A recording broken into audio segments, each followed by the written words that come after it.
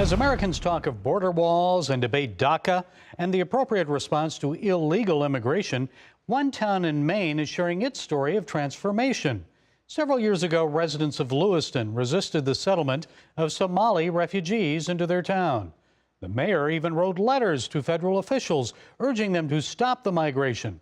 But the Somali immigrants were determined to win the hearts and minds of the locals. Their story is told in the book, One Goal, a Coach, a Team, and the Game That Brought a Divided Town Together. The author Amy Bass joins us now with more. Amy, thanks for joining us today. So why did you choose that title for your book? Well, I think it's a play on words, obviously, that they have one goal in terms of their futures. They have one goal in terms of winning a state championship soccer game, and they win by one goal. When did the refugees first come to Lewiston, and why did the townspeople react negatively? We're looking at one of the fastest, if not the fastest, migrations into a town of this size in modern American history. So tell us a little bit about this. Is it a small town, and how many Somalis were we talking about? So Lewiston is a city of about 36,000 people. It's a mill town. It was a thriving manufacturing center in Maine, as many New England cities on rivers were.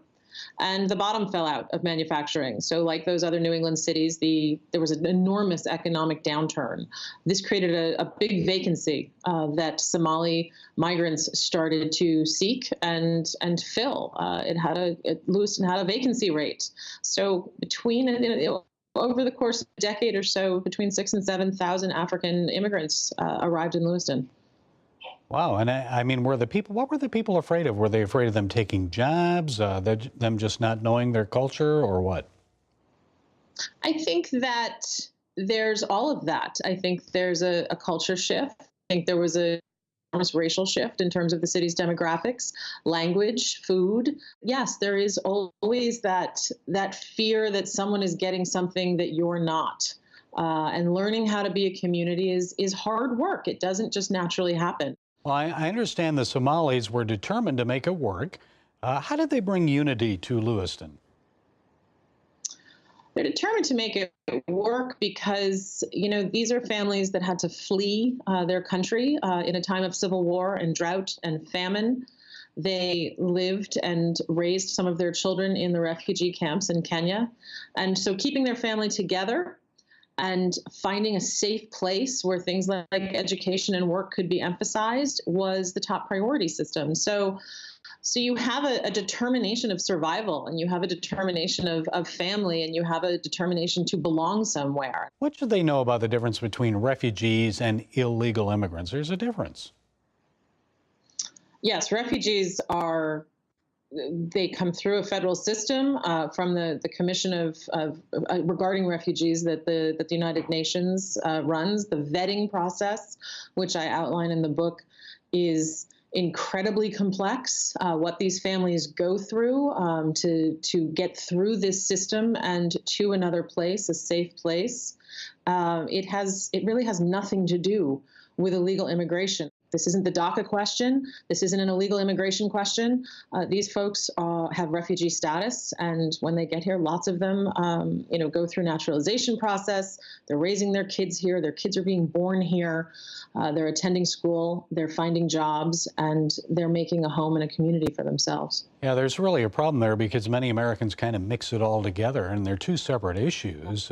So tell me, how did this heart change come about? Was it a gradual change? What brought it about? I think it's always a work in progress. I don't think it's ever anything to be thinking is settled, because, again, I do think that there's always steps forward and steps back.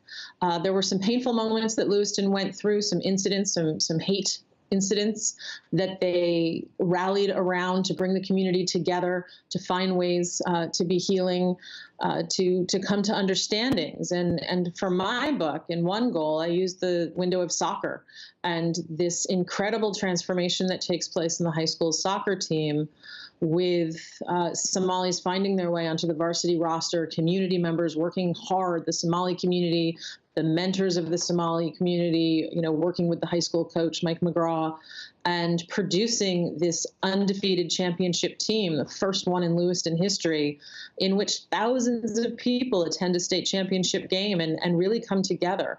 So community pride through sports. Absolutely. Absolutely. Well, it sounds like a fascinating story about heart change. The book, again, is one goal, a coach, a team, and the game that brought a divided town together. Amy Bass, thank you so much for joining us today.